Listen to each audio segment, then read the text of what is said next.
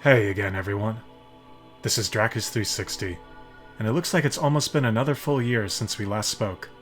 I'd like to increase that frequency, and at the end of this video I'll talk about how. But just like last time, the main purpose of today's video is to update you all again on the progress of the channel's big project, Where We Cannot Go. I've introduced Where We Cannot Go so many times in these updates that I won't go through it all again here. Rather, I'll simply direct you to my last update video that covers what Where We Cannot Go is in greater detail, if you're watching this as a total newcomer. In a sentence, Where We Cannot Go is a video series I'm working on with my friend and collaborator, Alex, aka SuperShadow271, that's made using my LEGO and Bionicle collection. That's the gist, but more details are in the previous update, which I've linked in the description. It seems these updates have become a yearly occurrence, and so far I've kept most big details about Where We Cannot Go under wraps. And I really can't expect anyone to maintain interest over this long a time span if I share nothing more about it. So today's update will include not just a report on our progress, but some technical anecdotes and details I haven't shared yet about the story and overall premise of the series. There won't be any spoilers, though if you prefer to go in completely blind, I'll post timestamps on screen to let you know where to skip to if you want to avoid me talking about the plot. That section also involves some discussion of new characters in the series, with special focus on one in particular. Before all that though, the progress report. In the last update video, I'd mentioned that we were still in the filming process for the series. I pegged our progress at around 55 to 65% done with all filming, and I can now say that's gone up to 80 to 85%. I was lucky enough over summer to secure a large block of time off from work, and I spent the vast majority of that time off working on Where We Cannot Go. Using the downtime, I was able to complete some of the most logistically challenging scenes in the series. Arguably the hardest sequence in all of Where We Cannot Go to film, which is also the longest and most resource and moving parts intensive, is now in the bag. The thing is, the series and its episodes are being filmed largely out of order, based purely on the availability of the different locations the plot goes through. For the most part, I filmed everything on location. By that I mean these aren't studio or film sets. Not that I could afford a properly professional studio setup anyway. No, these are places that I bring my LEGO props and film gear to. And some of the LEGO props are so elaborate and numerous that they need to be left in place for days while I film all their scenes. Now, even though I'm filming most scenes out of order, the order of the script still occasionally imposes itself on filming. Sometimes I can't film Scene A because certain props and background material are affected in Scene B, and so Scene A has to wait until after I finish B. Many massive and story-critical sequences had to be delayed because I didn't have large enough blocks of time off to film them in, which put other contingent scenes on hold as well. The good news is, with the major scenes I finished over summer out of the way, we've opened up nearly all of the remaining smaller scenes in the series, which I've been able to gradually film out over weekends. There are two more large sequences that I'd still need longer than a weekend to film, but none as time-consuming as what I accomplished this summer. For example, that enormous resource-heavy sequence I mentioned earlier took about 2 weeks straight to film, and that was when I wasn't working full-time. But like I said, it's done now, and I don't foresee anything taking nearly as long as that to film.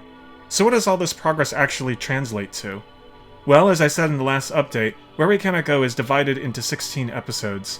As of this video, of those 16 planned episodes, filming is complete for 5.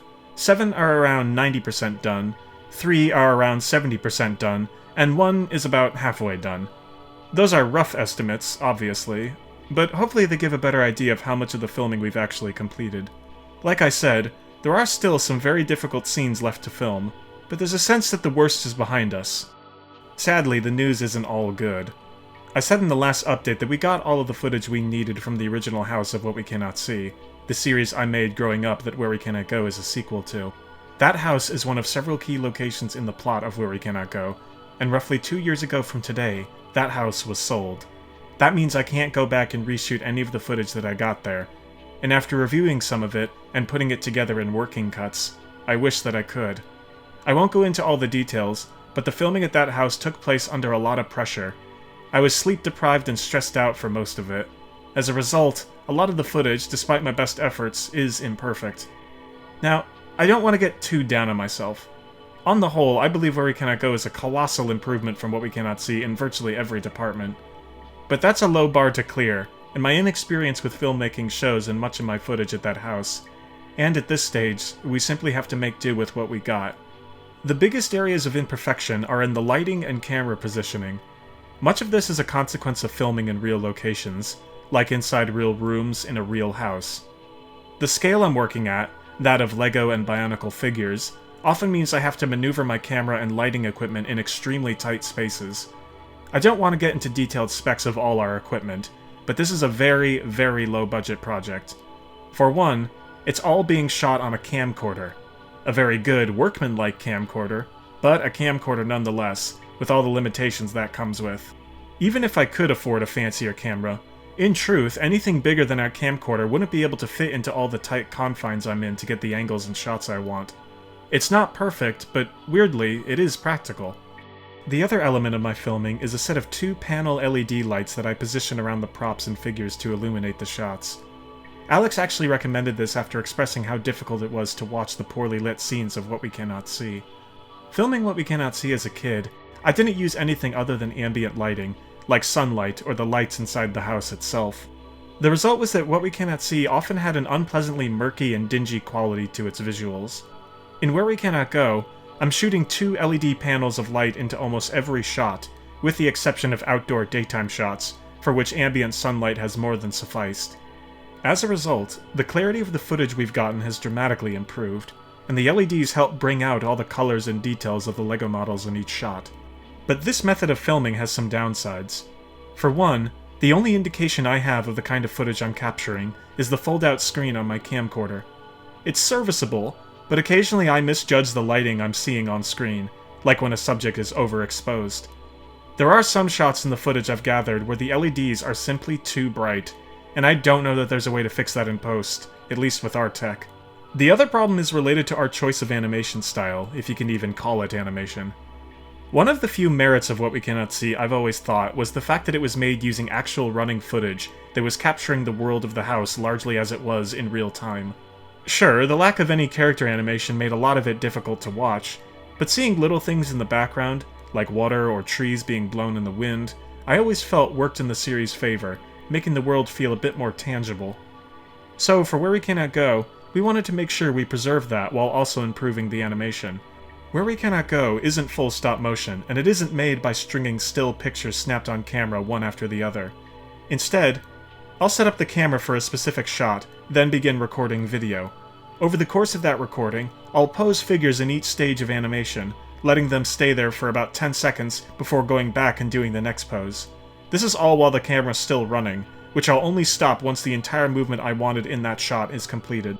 This produces one long strip of digital footage that we then use to isolate and cut out the different poses of the animation from. And then, we string them together like we would traditional stop motion, and get the animation. But not all scenes in Where We Cannot Go are stop motion heavy. Action or running/walking cycle sequences tend to be the heaviest in stop motion, but sometimes for establishing shots, or shots of a character standing in place or looking at something, I'll just leave the camera running. In these shots, you'll still be able to see the faintest hints of grain that you'd expect when capturing video. I wanted all of Where We Cannot Go, even the animation-heavy sections, to have that quality. But this is all to explain a recurring issue I've noticed on some of the footage. In the early stages of filming with this new camcorder, I didn't realize that I had its autofocus and auto-exposure features turned on.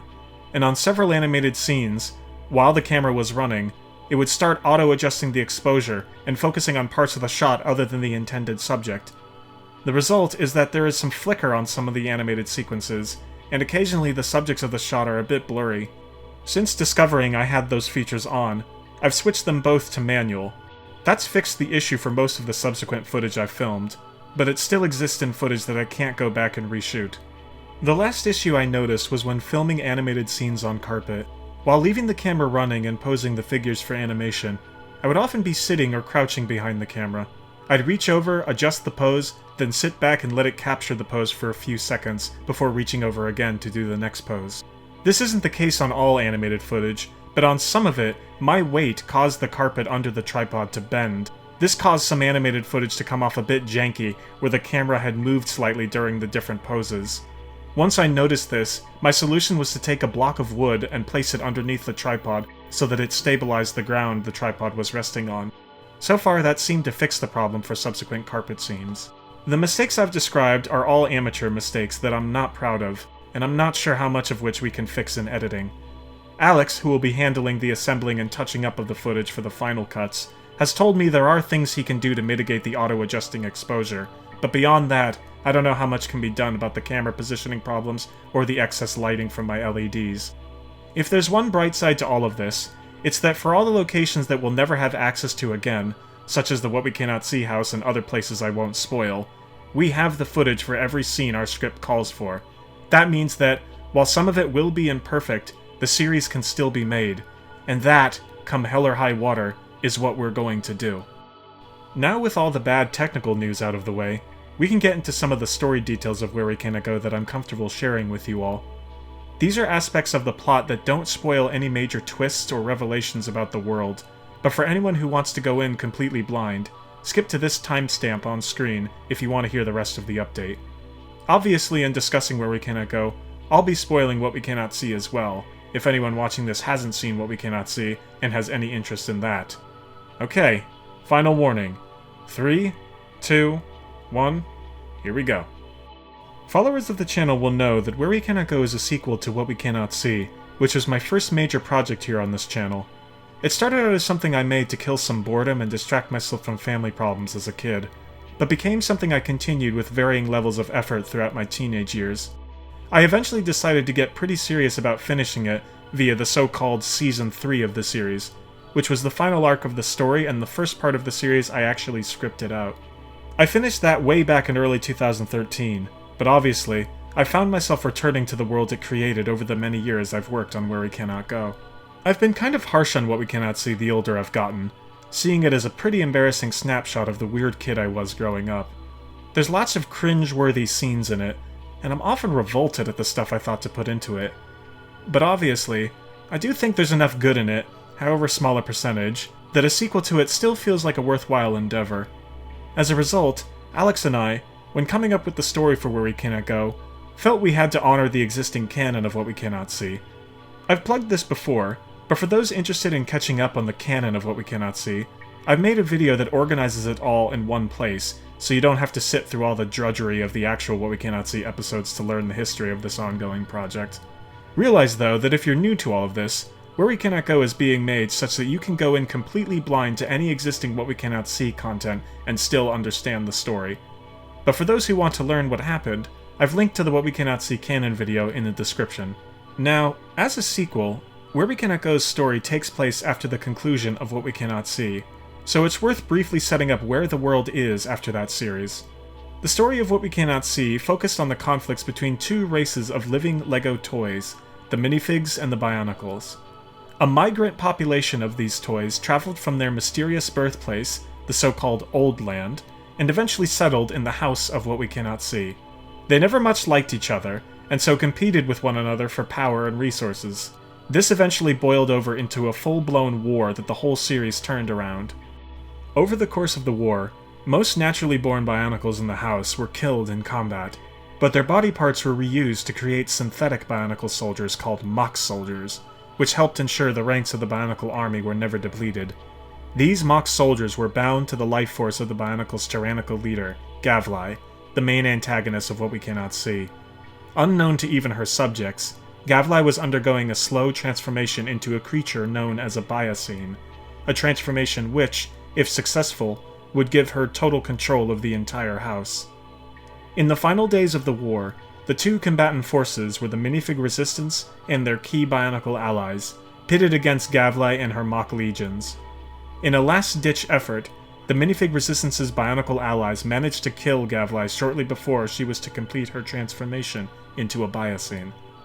After killing her, however, all mock soldiers in the house died as a result, since their life forces were also attached to Gavlai's. With the death of Gavlai, the war was over, and peace had been restored, but at the cost of the near-total annihilation of the Bionicle race. The only known Bionicle survivor of the war was Erich, the series' main protagonist, and a natural-born Bionicle who had long ago allied himself with the Minifig's cause. Erich was close friends with Mike Bates, a Minifig officer and war hero that led the Minifig people during the final days of the war, ultimately seeing them to victory. In the new post-war world, Mike voluntarily gave up power to another Minifig officer named Eugene Baxter, thereby rendering himself a private citizen. This is where What We Cannot See ends, with Eugene leading the minifig reconstruction efforts, and Erich and Mike casually living out their lives among them. Naturally, however, such a state of affairs isn't to last. Fans of What We Cannot See will remember that there were story gaps between the different seasons of that story. This meant that at the start of each new season of What We Cannot See, the world looked quite different than it did at the end of the previous season. And this is true as well for Where We Cannot Go. Don't think this means Where We Cannot Go is being treated like a Season 4 of What We Cannot See. It isn't.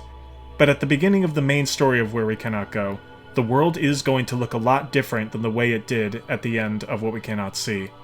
What happened in the interim is critical to the plot, and so I won't be sharing that here. What I can discuss is the major inciting moment where the peace of the world after What We Cannot See was permanently disturbed. Some time after the death of Gavlai, as the minifigs are rebuilding their society from the ashes of war, minifig radios begin picking up a mysterious repeating message. This ongoing looping transmission, they believe, is originating from somewhere far, far away from their house. And the message itself has those who've heard it very, very nervous. Nervous enough that the minifig leadership decides that the source of the message needs to be found. There's a lot more than just that, but without getting too much into spoilers, I'd peg that as the key moment in the chronology where What We Cannot See fully becomes Where We Cannot Go. You can bet that minifig society in the house won't be the same after this message is detected. And, of course, Erich and Mike are still alive at the time of the message, but their whereabouts at the start of Where We Cannot Go, including whether or not they're still alive, I'm not going to spoil. Where We Cannot Go has a very small number of returning characters from What We Cannot See, but the vast majority are entirely new. One new character is someone I've already shown an image of before in the previous update. Although he's very important to the plot, explaining who he is doesn't spoil any of the big story reveals, and so I feel safe discussing him in this video. This right here is Erich, the minifig military's latest captain of the elites. For anyone who remembers, the elites were the special forces branch of the minifig military in the What We Cannot See house, used variously for security and combat purposes. The elites were commanded at all times by one high-ranking elite known as an elite captain. During What We Cannot See, the elite captain was Mike Bates, who would go on to become wartime leader of the entire minifig resistance. Sadly, Mike's elites didn't survive the war, and so by the time Gavlai was defeated, the elites as an organization had ceased to exist. But at some point after the war, for reasons I won't discuss here, a decision was made to revive the elites and augment them into the standing minifig military. Erich, seen here, is appointed the new elite captain. In the first season of What We Cannot See, there were two minifig officers whose first names were alliterative with their ranks, specifically Colonel Carlos and General George. The choice of name for Erich is a nod to that, as his name and rank is Elite Captain Erich. Like all minifigs, he does have a surname, which will eventually be shared over the course of Where We Cannot Go. In most cases, though, he's simply addressed as either Elite Captain or just Erich. But Erich's role in the story is more complicated than just leading a squad of minifig special forces, and his character arc drives one of the major subplots of the series. Another new character I've shown off in previous Where We Cannot Go related videos is this one. Despite the Bionicle race of the What We Cannot See house having nearly been wiped out, there is at least one new Bionicle character in Where We Cannot Go, whom you're seeing here. She's been present alongside two other Bionicle characters for images I've put together for Where I Cannot Go for many, many years. She's also one of the earliest Bionicle figures I built for the series and has been around long before Alex and I even began plotting out the story. I won't share her name here, not because it's a spoiler, but because the impact of some early scenes would be lost if I did. But as you can see in the channel's profile picture, she has a prominent place in Where We Cannot Go, and I'm very excited to share her with you all when the time comes. Finally, there are the other two Bionicles seen here in this image. I've shown the models for these guys in several other videos, and I won't be confirming who they are until Where We Cannot Go is finally ready. But I think I've implied plenty about their identities already. And with that, we come to the general housekeeping part of the update. Hopefully what I've shared today piques some of your interest in Where We Cannot Go. Like I said, I know how much of an ask it is to stay invested in this channel and this project with how long it's taken to complete. It blows my mind anyone still watches this channel, and if only one of you sticks around to watch Where We Cannot Go, the whole thing will have been worth it in my eyes. I do, however, want to directly speak to any old fans of What We Cannot See who might be watching. If you are expecting more What We Cannot See with this new project, you might be disappointed. Where We Cannot Go is very deliberately a departure from a lot of the tone and style of past What We Cannot See. It may adhere to established canon and have little nods to What We Cannot See here and there, but Where We Cannot Go is intentionally meant to be quite different from its predecessor.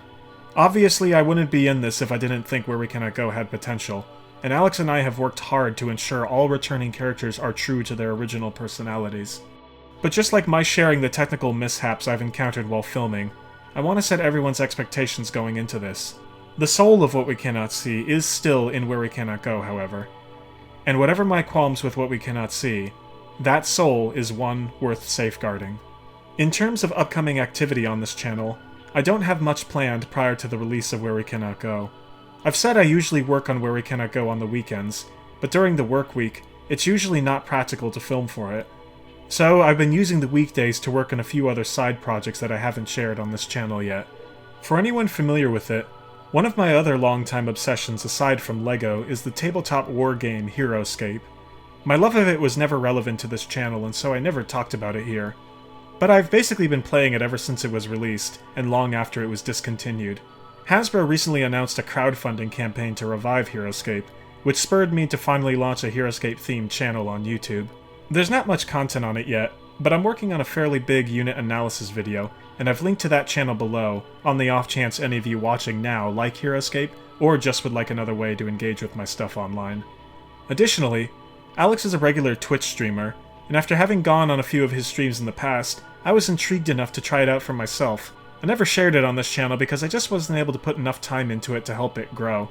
But I do occasionally go live, sometimes alone or sometimes with a friend. It's mostly just me playing games I liked growing up, but lately I've been streaming Heroscape games on Tabletop Simulator and playing Halo Legendary co-op with my longtime Biotube pal, Josh, whom some of you may know as a Nika Lord.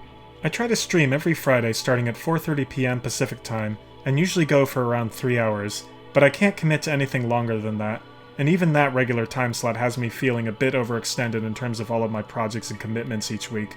But if you'd like to hang out or chat a bit during these long dry spells as I'm finishing Where We Cannot Go, and can make it on Fridays at that time, feel free to stop by. I don't know how long I'll be able to continue Twitch streaming, but I'll do my best.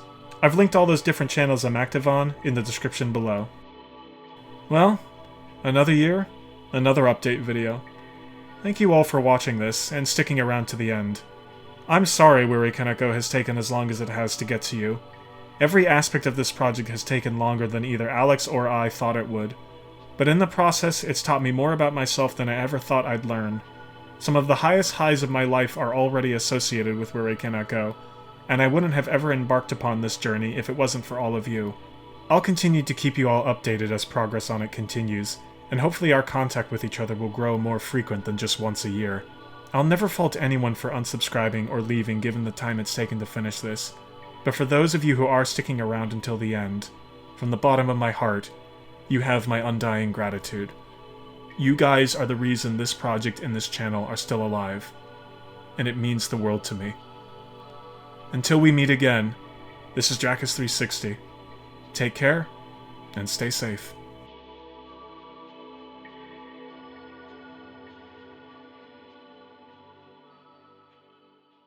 It's like, people say, oh, the difficulty of making a movie. I'm like, send your son to Iraq. That's difficult. It's just a movie. It's like, relax. I don't play that precious nonsense. Oh, we're moving over. Get out of here. You know, your son got shot in the face. That's difficult. Making a movie is a luxury. It's a gift. It's an opportunity, and most importantly, it's a gift. Don't get it twisted. It's just a movie. It ain't that big a deal.